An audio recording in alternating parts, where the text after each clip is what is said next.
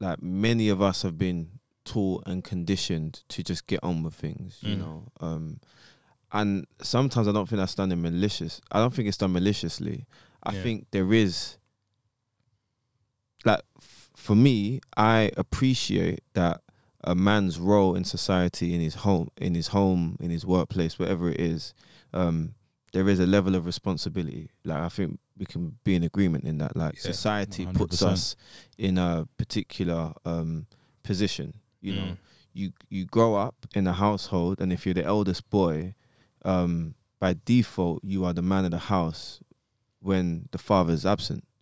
You know, very rarely have you ever heard your sister be referred to as the man of the house when the father figure's not there, you know. So it's those kind of things, you know. And in every aspect of society, you think about the pastors of church, you know, like in key positions. Yeah, true. Throughout society, men hold a position where they are the leader, you know. And even from a religious point of view, like, the Bible in itself is quite explicit in mentioning that, you know, the husband, the man, is the head of the home, you know. So when you think about life, like, we're told, we're conditioned, whether it's done negatively or positively, that we have a position in life that's very, very important. And I think when it comes down to it, a lot of men crumble under that pressure because they don't have the tools, like you said, to be able to be vulnerable when you're weak. Because you can be a leader and still be weak. You can be a leader and still, I want to say weak as in you can have weak moments. You know, you can be a husband, you can be the man of your house and have moments where you're vulnerable. You know, you're not able to step up to the plate for that particular thing. But I don't feel that grace is given enough, or men feel that grace isn't given enough, because we live in a society where you're judged based on pretty much your output, your strength, what you can deliver. You know, and women contribute to that. I'm sorry. You know, like, I think women contribute to that in that some of the things that they spew, it's not just our fathers that have told us stuff. Women have a part to play in their conditioning of making men feel like they are inadequate if they don't fit a tick list that was, I want to say, socially created. Many things are socially created, but it's too rigid, this list of what a man should be and what a man should do. But the argument is that that list was created by a man. So it's was like, it? I don't know. So but my thing is that, so I view existence on two planes. There's the subjective and the objective. And I think I might have said this before. But the subjective are the objectives are things that are outside of your subjective control. So you don't necessarily have as much control, or say there might be preconceived notions that society has subscribed to, but then I always divide it into the subjective and the objective. And I think most of us haven't been given this. Like, we spend most of our time in the objective. I'm supposed to be this, therefore I must do these things and fall into this box. And I think, and like, there's nothing you can do. You exist in a subjective world. Like, everything you experience is subject to your personal experience, even if the roles are objectively written by this whole invisible hand or this man that decided these rules long ago. So I think there's a thing around, most people find distress when they try to resolve the difference between the two.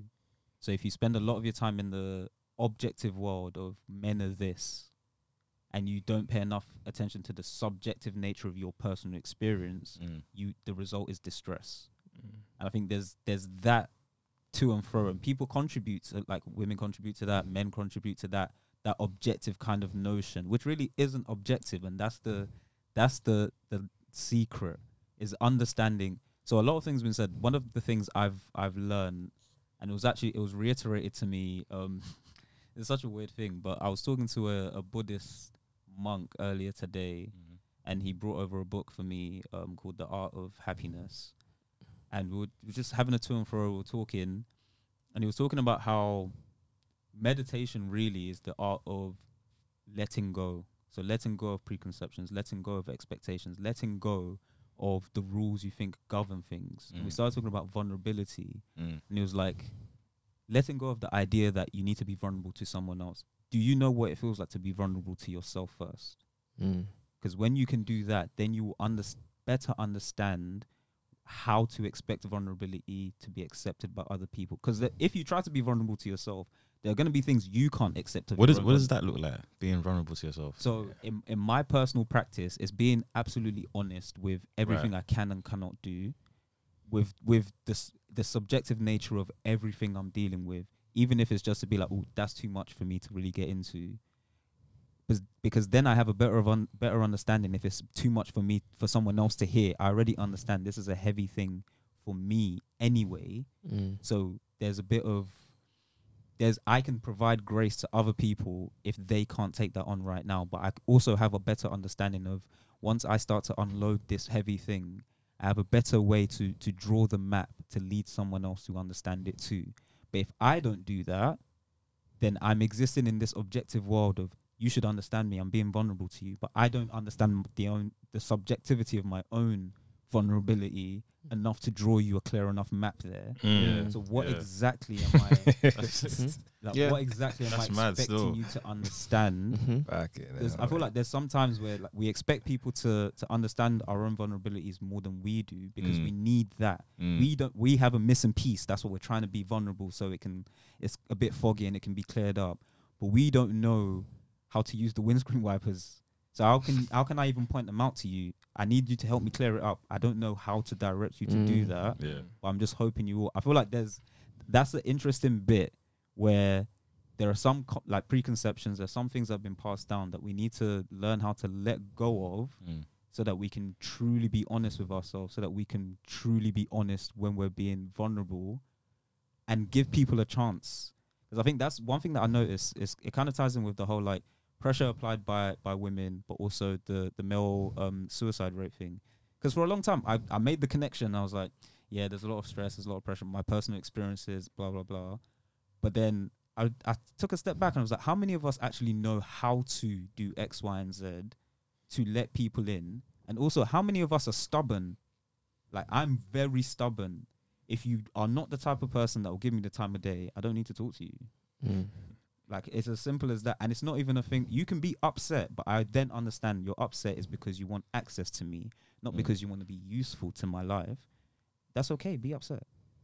But I'm really stubborn with that, to the point where there is no one in my circle that you just don't get my time like that. Literally the only person that we struggle with that is my mum. And that's because, and I've told her, like, if you weren't my mum, we wouldn't be friends. Like, I wouldn't spend time with you. And she's upset with that. She wants me to be friendly with her. She doesn't want to do the work for us to be friends. So we're working on that. But everyone else is like, if you're not in the type of place, like, I'm very stubborn with that. My mental health being in a good place will result in me being great to everyone around me, and me being able to support everyone else to be the best that they can be. So I have to be stubborn with that.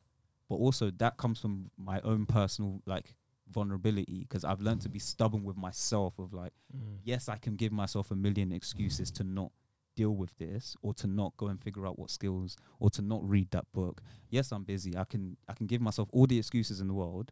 But if I can be stubborn with myself, and I know what it feels like for me to hold myself to account, and I know that it's possible, then I can be stubborn with you and be like, you know what, if you really want to support me, I can draw you a map. I can draw you a very clear map, and I'll walk with you till we get to the thing, and then we'll see if you can help me there.